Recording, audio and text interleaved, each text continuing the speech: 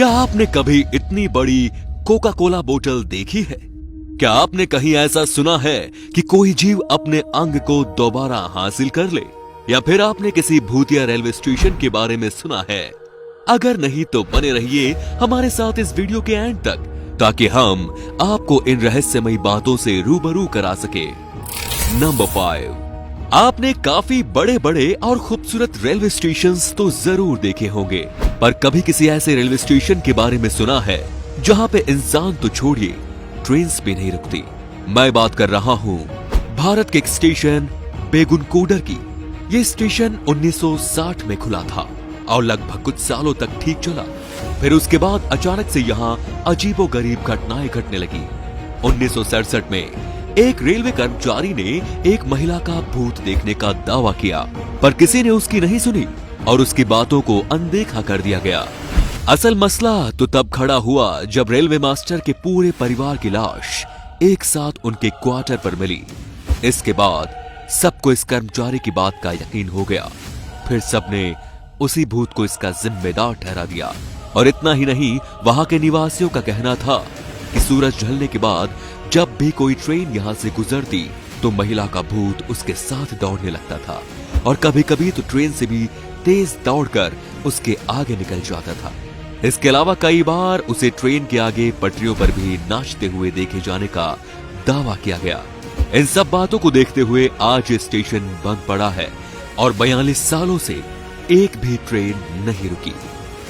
Number 4, शायद आप ये ना माने, पर आयरलैंड में रोड्स बनाने के लिए जब लोकेशन पर खुदाई की गई तो थोड़ा ही नीचे जाने के बाद नियोलिथिक हाउस पाया गया। जी हाँ, बिल्कुल सही सुना, एक नियोलिथिक हाउस।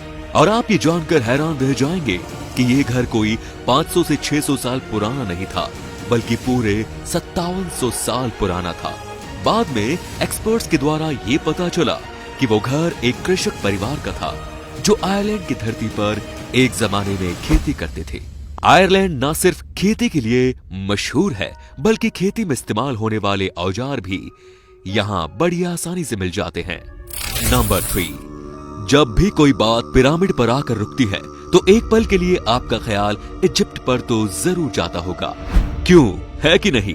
वैसे जाना भी चाहिए, क्योंकि दुनिया में पाए जाने वाले पुराने से पुराने पिरामिड वहीं तो पाए जाते हैं। पर आज जिस पिरामिड के बारे में हम बात करने वाले हैं वो है तो बहुत पुरानी, पर वो इजिप्ट में नेमिल के रिसर्चर्स को ब्राजील के जंगलों में मिली थी। हैरान कर देने वाली बात तो ये थी कि और पिरामिड्स की तरह यहाँ मामला जैसा दिख रहा था वैसा नहीं, क्योंकि यहाँ अगल बगल कब्र थे और पत्थरों से मछलियों जानवरों की बेहतरीन कारीगरी की गई थी। इन सब के अलावा एक्सपर्ट्स के पास इस बात का भी जवाब नहीं था, ऐसे पिरामिड का निर्माण आखिर यहाँ किया किसने और कैसे। दूसरी तरफ आर्कियोलॉजिस्ट का मानना है कि ये दोनों अलग अलग जगहों के लोगों की तकनीक का नतीजा है, क्योंकि ब्राजील और इजिप्ट दोनों जगहों की पिरामिड्स में काफी अंतर देखने को मिल रहे थे, पर सही रूप से इस बात की हकीकत आज तक पता नहीं चल पाई।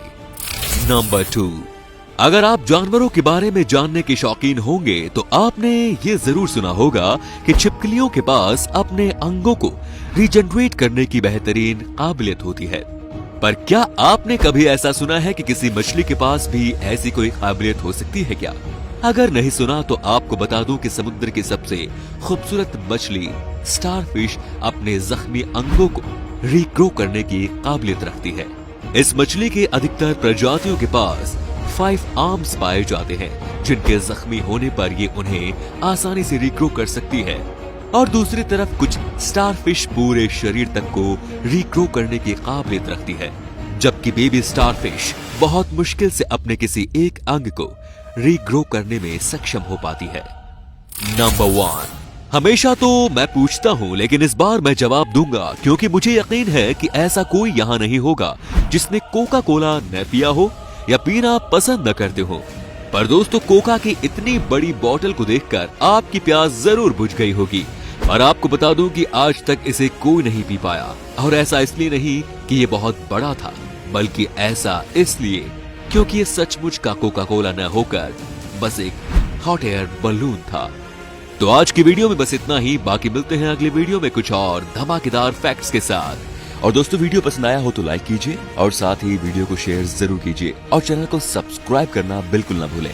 धन्यवाद।